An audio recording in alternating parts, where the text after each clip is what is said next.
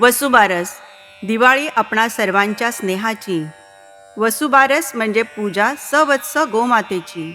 अश्विन शुद्ध द्वादशीस गोवत्स द्वादशी किंवा वसुबारस असे म्हणतात. हा दिवाळीचा पहिला दिवस असून या दिवशी गुरुपूजन केले जाते.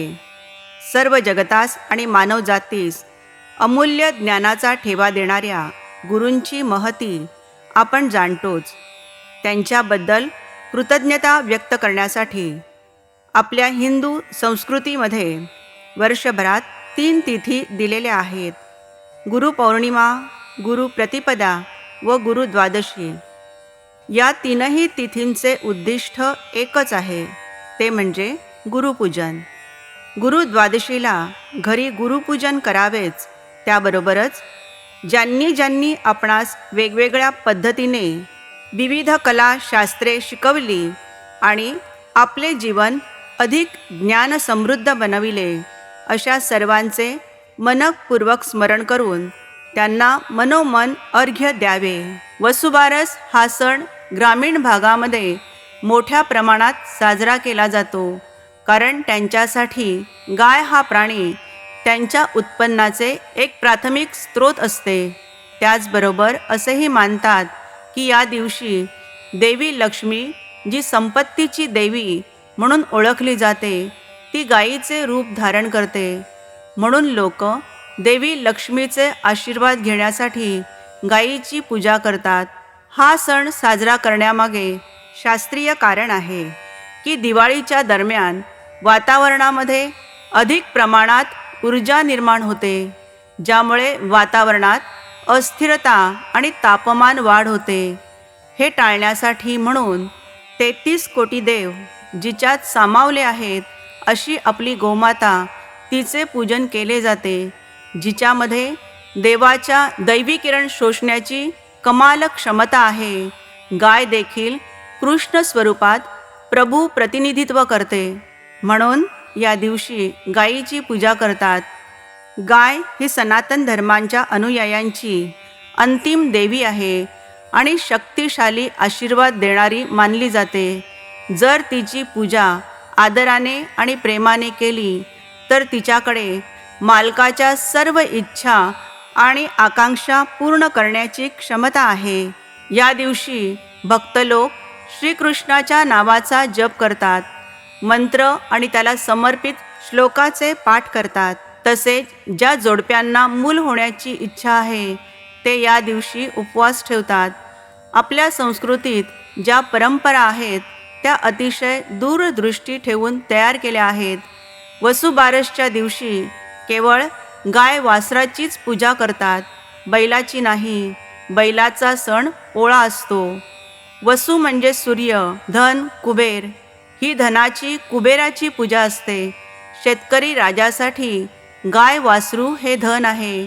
गाय ही हिंदू संस्कृतीत पवित्र मानली जाते. त्यानंतर दिवाळीतील धनत्रयोदशी, नरक चतुर्दशी, लक्ष्मीपूजन, बलिप्रतिपदा, पाडवा आणि भाऊबीज. पण आपल्या संस्कृतीचे वैशिष्ट्य हे आहे की आधी जो आपले पोट भरतो त्यांच्याबद्दल कृतज्ञता व्यक्त केली जाते.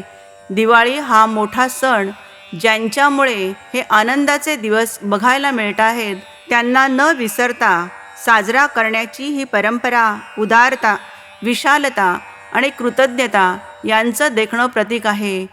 खाल्ल्या मिठाला खऱ्या अर्थाने जागणे हेच असावे बहुधा. अनेक उपकार, अहंकार, परतफेड अशा वृत्तीला अजिबात स्थान नाही.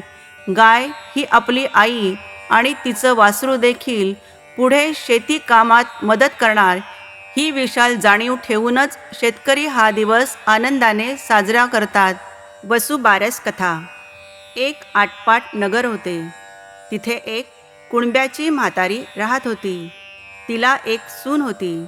गाई गुरे होती, म्हशी होत्या, गव्हाळी मुगाळी वासरे होती.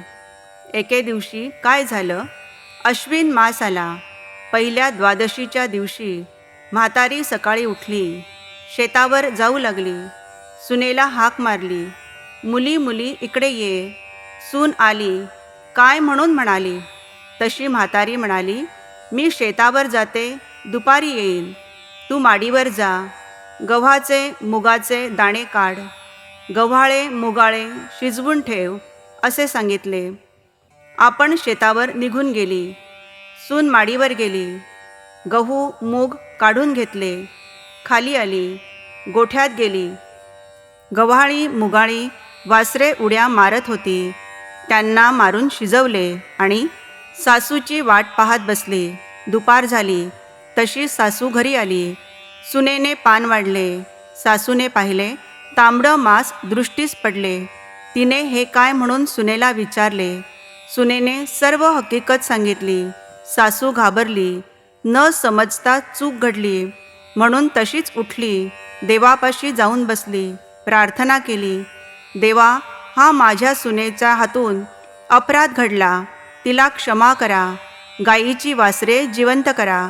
असे झाले नाही तर मी संध्याकाळी प्राण देईन असा निश्चय केला. देवापाशी बसून राहिली. देवाने तिचा एक निश्चय पाहिला. निष्कपट अंतःकरण देखील पाहिले. पुढे संध्याकाळी गायी आल्या, हंबरडा फोडू लागल्या. तशी देवाला चिंता पडली. हिचा निश्चय ढळणार नाही असे देवाला वाटले. मग देवाने गायीची वासरे जिवंत केली.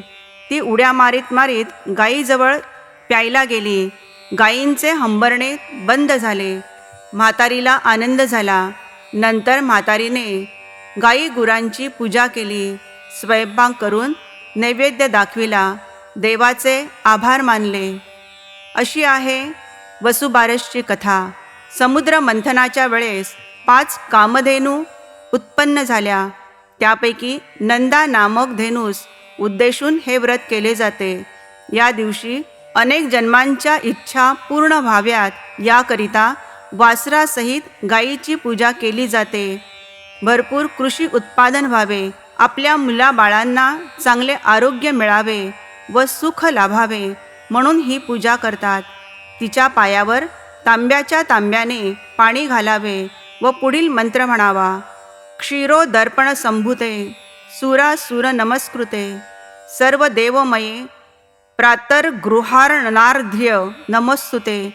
त्यानंतर गाईला उडदाचे वडे चारून पुढील मंत्र म्हणून प्रार्थना करावी.